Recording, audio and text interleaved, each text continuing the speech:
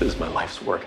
I'm not giving it to anybody. Et maintenant que vous avez compris que les personnages, c'était n'importe quoi, on peut parler du reste.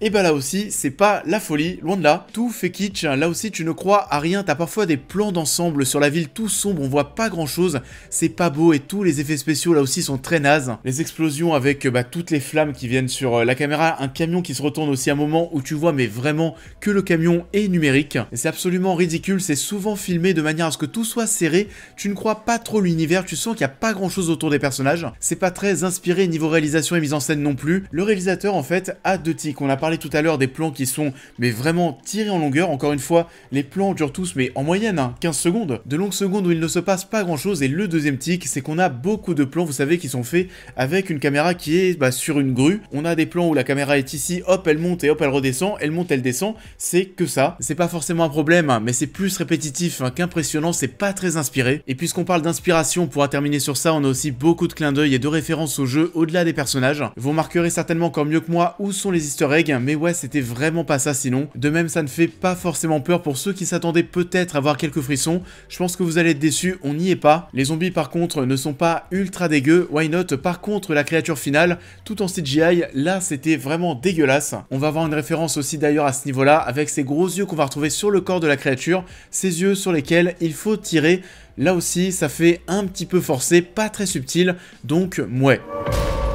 Honey, we need to go now. Lock the gates.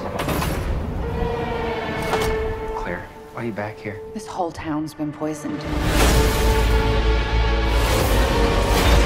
Vous l'avez compris, ce nouveau Resident Evil est un raté sur quasiment tous les points. C'est ridicule, pas du tout à la hauteur d'un long métrage de cinéma, c'est un fan film à très gros budget, ça aurait presque plus sa place, vous savez, à la télévision, à une heure où tout le monde est en train de dormir. Enfin voilà, un nouveau loupé et très certainement une aberration pour les fans de la licence.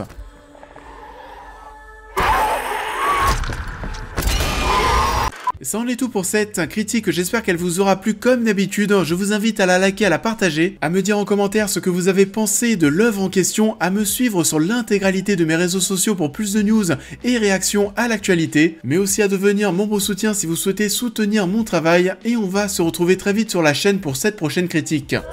Synonymous with worth, style, power. But that name was a curse too. On va donc se retrouver avec un petit peu de retard en cette fin de semaine pour parler du nouveau Ridley Scott. Pourquoi est-ce que je vous dis un petit peu en retard alors que j'attends beaucoup le film ?